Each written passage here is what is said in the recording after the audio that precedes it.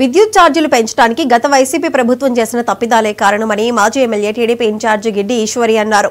YCP ప్రభుత్వంలోనే 10 సార్లు విద్యుత్ ఛార్జీలు పెంచారని, అప్పుడు ఎందుకు ధర్నాలు చేయలేదని ప్రశ్నించారు.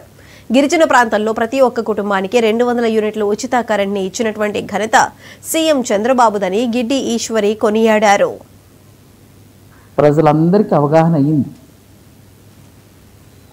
నిన్న ఏదైతే మీరు పోరుబాట పెట్టారో, వైఎస్ఆర్ కాంగ్రెస్ పార్టీ నాయకులు, మా స్థానిక ఎమ్మెల్యే దొంగ అన్నట్టుగా ఉంది. ఎందుకంటే మీ ప్రభుత్వంలో ఏదైతే 10 సార్లు విద్యుత్ ఛార్జీలు పెంచారో అప్పుడు మీకు ధర్నాలు చేయాలనిపించలేదా? అప్పుడు ప్రజల యొక్క బాధ మీకు తెలియలేదా?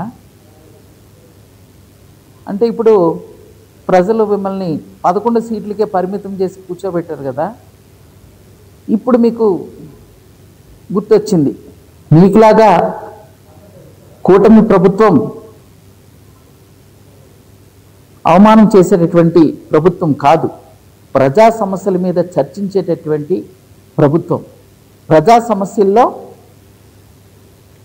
భాగస్వామ్యం తీసుకొని ప్రజలకు మంచి చేసేటటువంటి ప్రభుత్వం. అందుకని ఇది మంచి ప్రభుత్వం అయింది. మీకు మీరు ఆపాదించుకొని ఈరోజు ప్రజల్ని మభ్య పెడదామంటే ప్రజలందరూ కూడా మిమ్మల్ని ఇంకా ఎలాంటి పరిస్థితుల్లోకి